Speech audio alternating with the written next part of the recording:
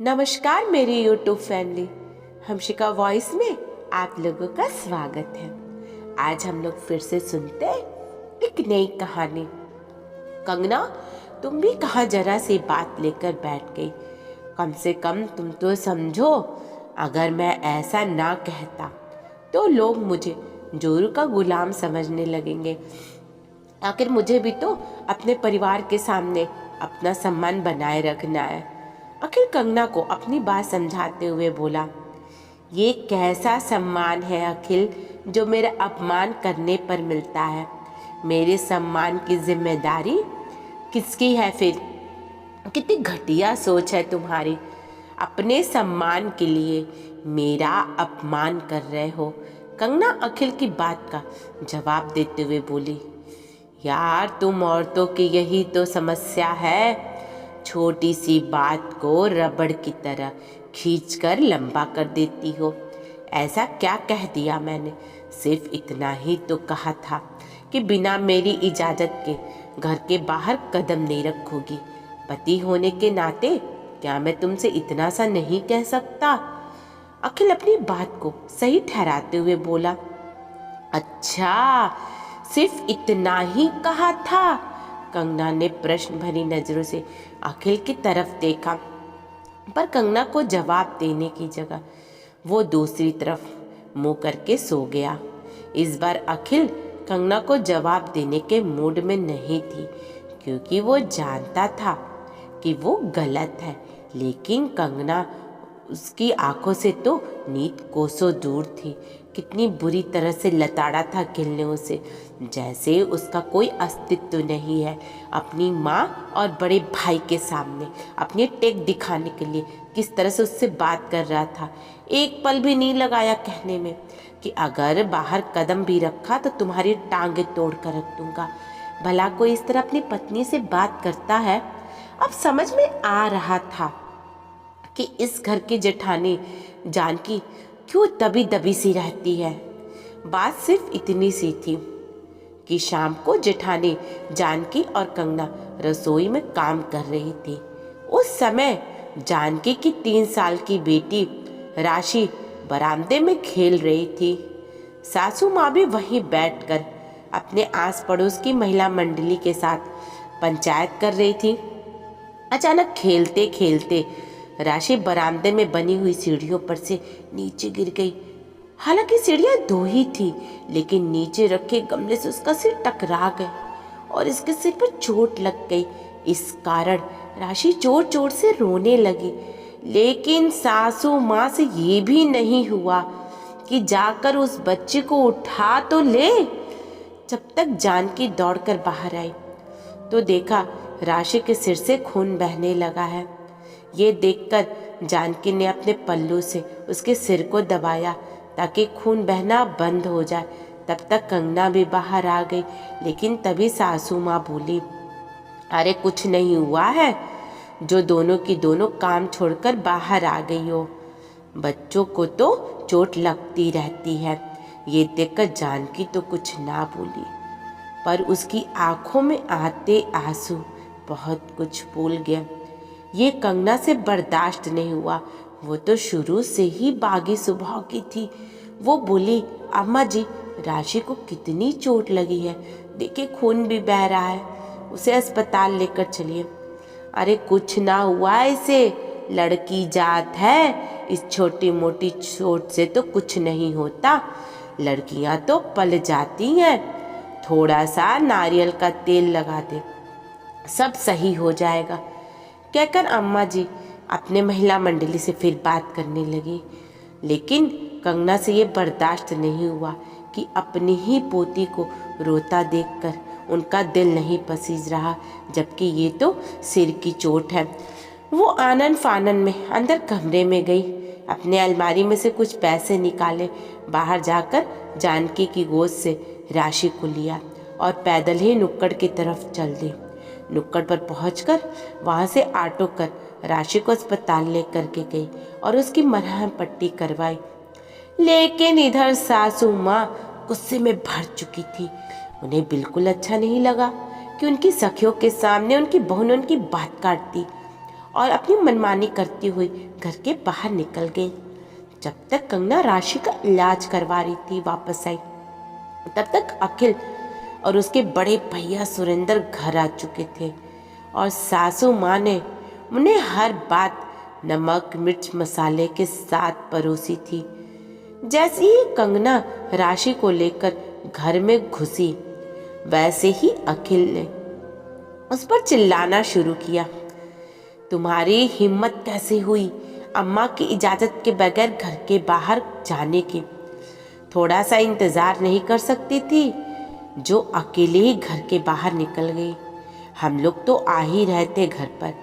उसकी बातें सुनकर कंगना एक पल के लिए तो हैरान रह गई। तब तक जानकी भाभी आकर राशि को उसके गोद से ले गई। फिर वो अखिल से बोली, राशि के सिर में चोट लगी थी, वो दर्द के मारे तड़प रही थी। ऐसे में क्या तुम लोगों का इंतजार करती रहती मैं? कितना खून तो बह चुका था उसका। अरे तो थोड़ी देर में कुछ नहीं होता है उसे, जो मेरे मना करने के बावजूद घर के बाहर निकल गई। इतने औरतों के सामने बेइज्जती करा दी मेरी। क्या सोच रही होंगी वो लोग कि मेरी बहू तो मेरी सुनती ही नहीं है। सासू माँ बीच में ही बोली, आप लोगों के सामने अपनी इज्जत की पड़ी है। आप राशि की दादी हैं। मेरी जगह राशि को लेकर तो आपको भागना चाहिए था, लेकिन आप तो बस करो। तुम बराबर अम्मा को जवाब दिए जा रही हो। खबरदार, मेरी इजाजत के बगैर घर के बाहर कदम रखा तो टांगे तोड़कर रख दूंगा तुम्हारी। औकात में रहना। अचानक अखिल जोर से चिल्लाया। कंगना हक्की बक्की सी उसे देखती रह गई।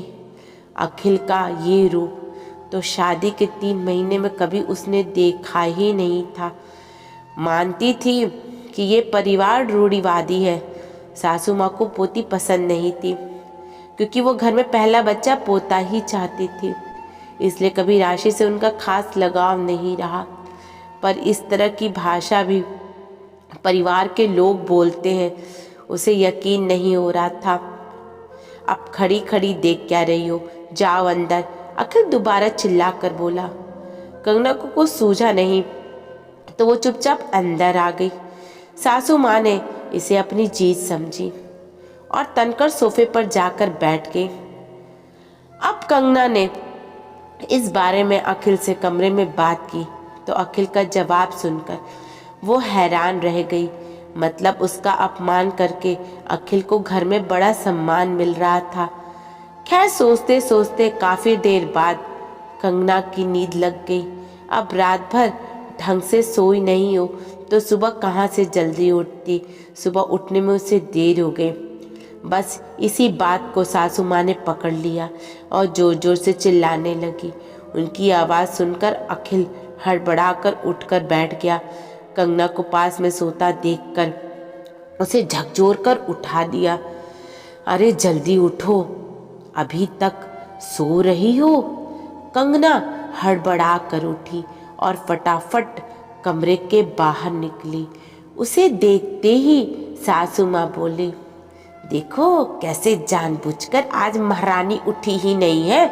घर में तो नौकर चाकर लगे हैं ना, जो आकर घर का काम कर जाएंगे। भला ये बहुओं के ससुराल में रहने के लक्षण है? कंगना को तो गुस्सा तो आ रहा था, पर जवाब ना देकर वो रसोई में जाने लगी। सिर दर्द तो वैसे भी हो रहा था। सोचा पहले चाय बनाकर पी ले। तभी अखिल भी बाहर निकल कर आ गया। उसे देखकर सासू माँ ने अपनी आवाज़ ऊंची करते हुए बोली, देख ले अखिल, तेरी बीबी के लक्षण। यहाँ सास बोली जा रही है, पर ऐसा नहीं कि उसे जवाब दे तो मुंह उठाकर सीधे रसोई की तरफ चल दी। और मुझसे बात नहीं करना चाहती तो साफ साफ कह दे। सासू माँ की बात सुनकर अखिल गुस्से में कंगना से बोला, अम्मा तुमसे कुछ बोली जा रही हैं, तुम जवाब क्यों नहीं दे रही हो? अम्मा को जवाब दे दोगी तो घिस नहीं जाओगी। कल जब मैंने जवाब दिया था तब भी आप बोल रहे थे कि जवाब पर जवाब दिए जा रही हो। आज मैं चुप हूँ तो भी समस्या है। आखिर मैं करूँ तो क्या करूँ? कंगना ने कहा। उसकी बात सुनकर अखिल गुस्से में चिल्लाकर बोला, बस करो, तुम ज्यादा जबान चला रही हो। अगर अब एक शब्द बोला तो तुम्हारा मुंह तोड़ दूंगा। चुप करो, तुम पत्नी हो, तुम्हारी कोई गुलाम नहीं हूं जो इतनी बदतमीजी से मुझसे बात कर रहे हो। कंगना के इस जवाब से अखिल हक्का बक्का रह गया। वही सासू माँ बोली, हे भगवान, अपने पति तक से जबान लड़ा रही है ये। तेरी यही हैसियत है तेरी बीबी के सामने, जो सबके सामने तुझे जवाब दे रही है। सासू माँ अखिल को सुनाते हुए बोली। तब अखिल कंगना से बोला, तुम पत्नी हो मेरी, मेरे सम्मान की जिम्मेदारी तुम्हारी है। तुम इस तरह से सबके सामने मेरा अपमान कैसे कर सकती हो? अच्छा, तुम सबके सामने मुझे बेइज्जत करते रहो, अपने सम्मान के लिए मेरा अपमान करते रहो और मुझसे उम्मीद करते हो कि मैं सबके सामने गूंगी गुड़िया बनकर तुम्हारी इज्जत बनाए रखूं। इज्जत दोगे तो इज्जत मिलेगी, वरना जिस तरह की भाषा तुम बोलते हो वो भाषा मुझे भी बोलने आती है। कंगना के इस जवाब से सब लोग हैरान रह गए। हालांकि उसके बाद अक्ल की हिम्मत नहीं हुई कुछ कहने की, क्योंकि कंगना बराबर जवाब दिए जा रही थी। इसके बाद कंगना को तेज जबान वाली बहू, बदतमीज बहू, कई तरह के नामों से नवाजा गया। पर क्या फर्क पड़ता है, कभी कभी अपनी इज्जत के लिए बेशर्म तो होना ही पड़ता है। दोस्तों, आपको कहानी ज़रूर पसंद आई होगी। यदि आपको पसंद आती है तो आप हमें कमेंट में अपनी राय दे सकते हैं। पसंद आने पर आप इसे अपने दोस्तों के साथ शेयर ज़रूर करें। ऐसे ही नई नई मोरल स्टोरी के लिए हमारे चैनल को सब्सक्राइब करना बिल्कुल भी ना भूलें। अपना कीमती समय हमें देने के लिए आप सभी का तहे दिल से धन्यवाद। राधे कृष्णा।